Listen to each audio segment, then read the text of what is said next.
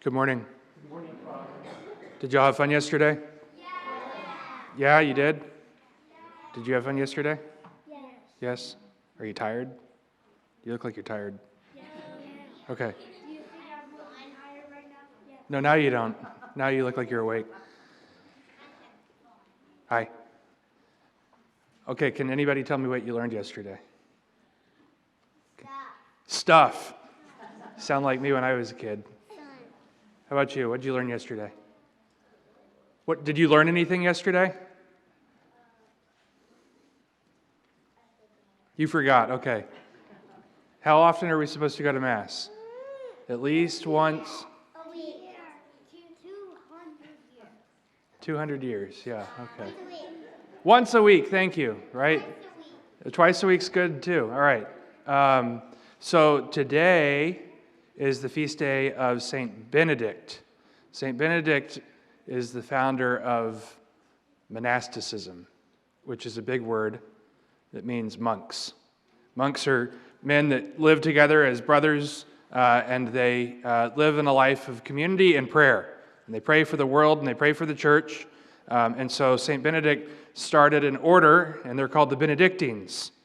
And they still exist today.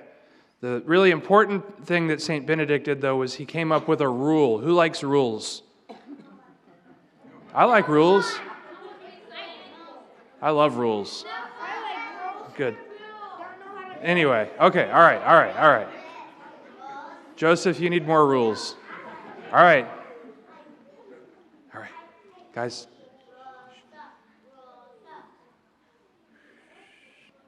So the rule that St. Benedict came up with is a rule to help people to be holy, right? Yesterday we talked about being holy, right? And so St. Benedict's rule helps people to be holy, and it creates kind of order, and it puts together things for the monks so that they could have a life of prayer, so that they could have a life of doing their work that they're called to do.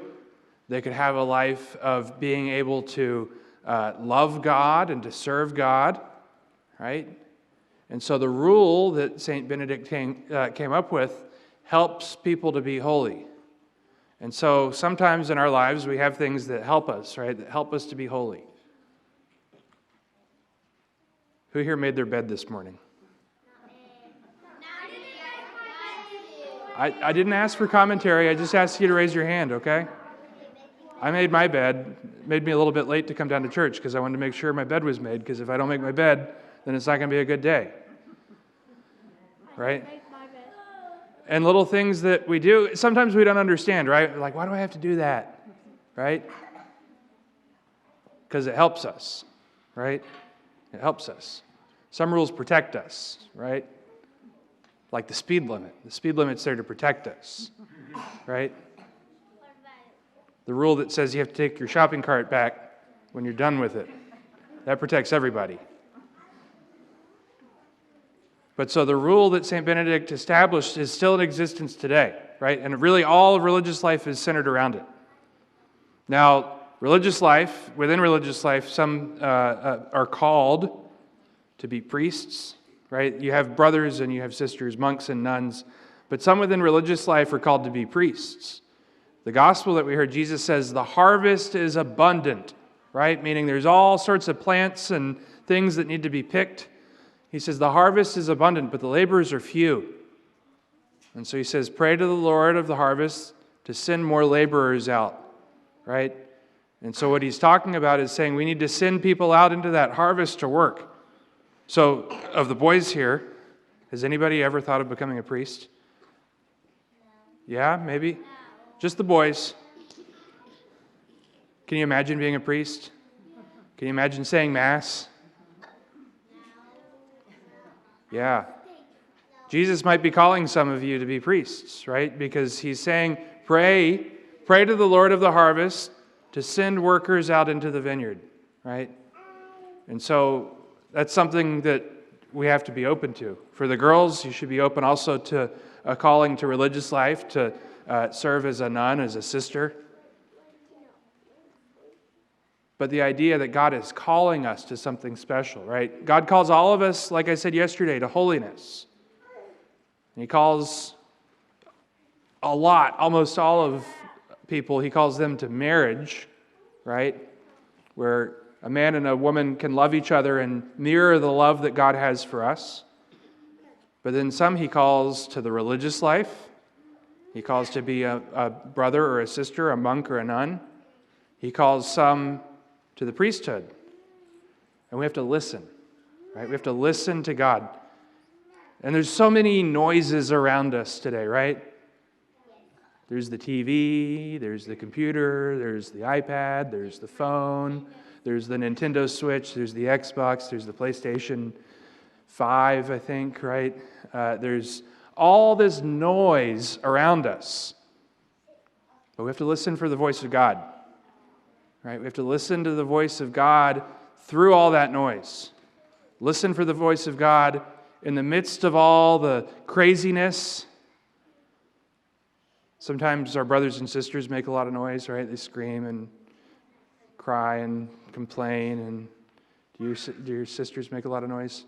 Does your little brother make a lot of noise? Yeah, he does. But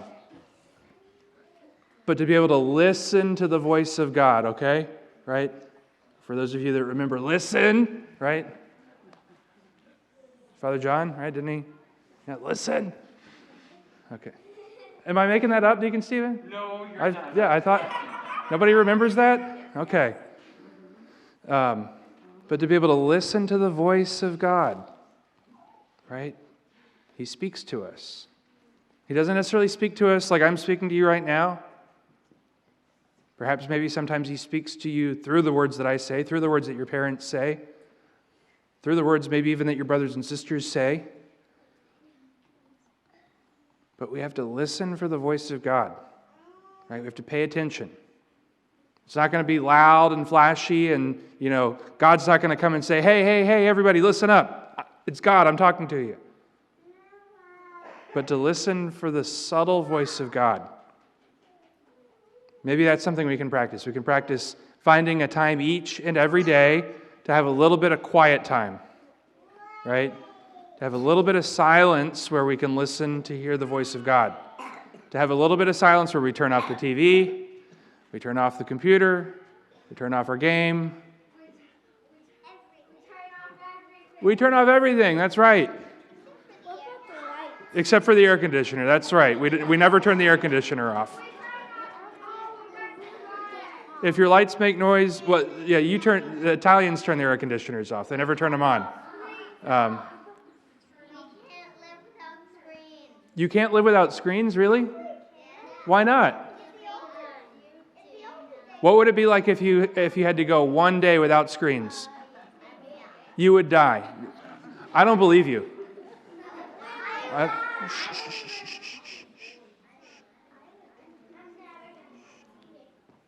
So that's a good thing to try to do, a good challenge for you.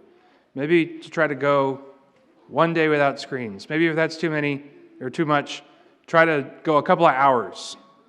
Not when you're sleeping, that doesn't count, but during the day. And listen to what God is saying. Listen to what God is calling you to. If we surround ourselves with sound and noise and busyness, we can't hear the voice of God.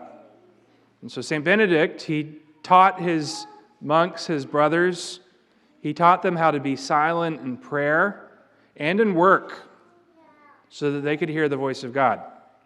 And so for all of us in our own lives, look for those opportunities of silence where we can listen to what God is saying, we can pray, we can offer the deeds that we do, the work that we do to glorify God, and that we can listen, what is God calling me to in my life? No matter if I'm this big or this big. No matter if I'm 5 years old or 85 years old. Listen to what God is calling you to here and now so that we may better be able to do His will.